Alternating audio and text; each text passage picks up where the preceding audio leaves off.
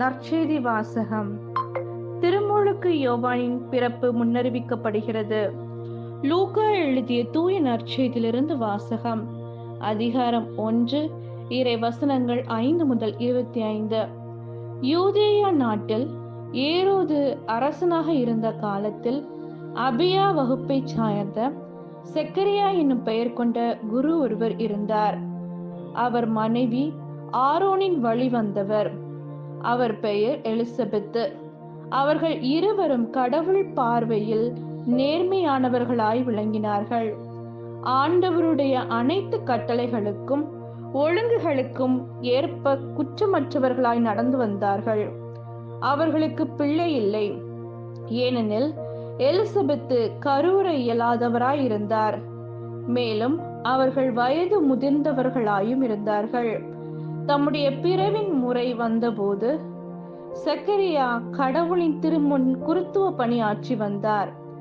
குருத்துவ பணி மரபுக்கு ஏற்ப ஆண்டவரின் திருக்கோவிலுக்குள் சென்று தூபம் காட்டுவது யார் என்று அறிய சீட்டு குலுக்கி போட்டபோது அது செக்கரியா பெயருக்கு விழுந்தது. அவர் தூபம் காட்டுகிற வேளையில் மக்கள் கூட்டத்தினர் அனைவரும் வெளியே இறைவனிடம் வேண்டிக் கொண்டிருந்தனர். அப்பொழுது ஆண்டவருடைய தூதர் ஒருவர் தூப பீடத்தின் வலப்பக்கத்தில் நின்றவாறு அவருக்கு தோன்றினார். அவரை கண்டு செக்கரியா அச்சமுற்று கலங்கினார். வானதூதர் அவரை நோக்கி, செக்கரியா, அஞ்சாதீர், உமது மன்றாட்டை கேட்கப்பட்டது. உம் மனைவி எலிசபெத்து உமக்கு ஒரு மகனை பெற்றெடுப்பார். அவருக்கு யோவான் என பெயரிடுவீர். நீர் மகிழ்ந்து பேறு வகை கொள்வீர். அவரது பிறப்பால் பலரும் மகிழ்ச்சி அடைவர். அவர் ஆண்டவர் பார்வையில் பெரியவராயிருப்பார். திராட்சை மதுவோ வேறெந்த மதுவோ அருந்த மாட்டார்.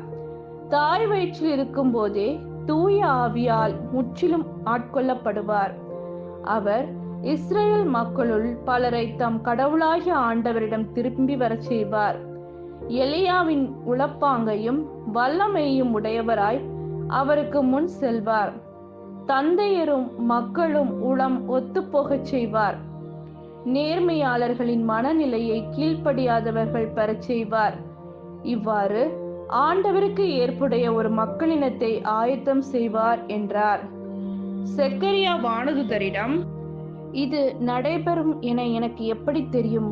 நான் வயதானவன், அதுபோல் என் மனைவியும் வயது முதிர்ந்தவராயிற்றே என்றார். அதற்கு வானதூதர் அவரிடம், நான் கப்ரியேல், கடவுளின் திருமுன் நிற்பவன். உம்மோடு பேசவும் இந்த நற்செய்தியை உமக்கு அறிவிக்கவும் அனுப்பப்பட்டேன். இதோ பாரும், உரிய காலத்தில் நிறைவேற இருக்கும் என்னுடைய வார்த்தைகளை நீர் நம்பவில்லை. ஆதலால் அவை நிறைவேறும் வரை நீர் பேச்சற்றவராய் இருப்பீர். உம்மால் பேசவே இயலாது என்றார். மக்கள் செக்கரியாவுக்காக காத்திருந்தனர். திருக்கோவிலில் அவர் காலந்தாழ்த்துவதை குறித்து அவர்கள் வியப்படைந்தார்கள்.